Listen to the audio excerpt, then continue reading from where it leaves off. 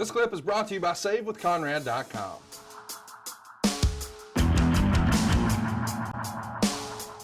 Talk about Rusev for a minute. He's started to make some news. Of course, he was part of the big round of cuts that happened right around the start of the pandemic. He's no longer with the company, and his wife is still there.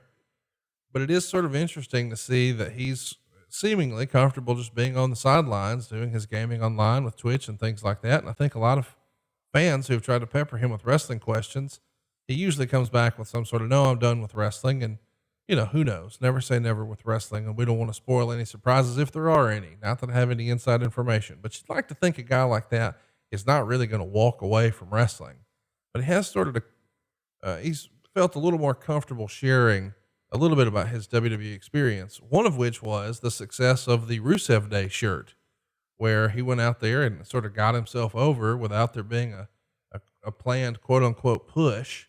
And that shirt sold so quickly that they sold out. And he told the story when he brought that to Vince's attention, saying, hey man, I'm selling more shirts than Cena or Roman or anybody. Sort of insinuating we should do something with this. Apparently Vince allegedly said, well, maybe they didn't print enough shirts.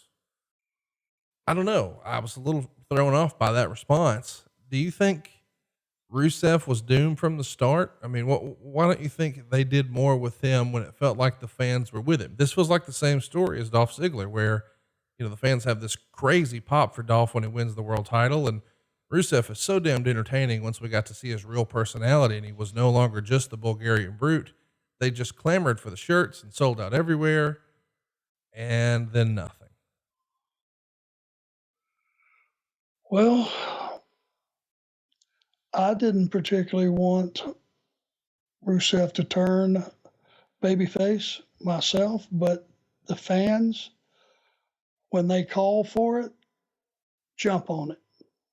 And don't wait 3 weeks. Don't wait 2 weeks. Don't wait a month.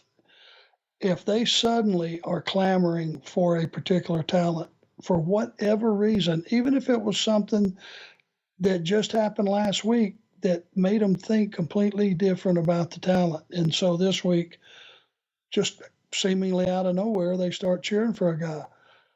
I say, put the flames to it, put the pedal down, and go with it.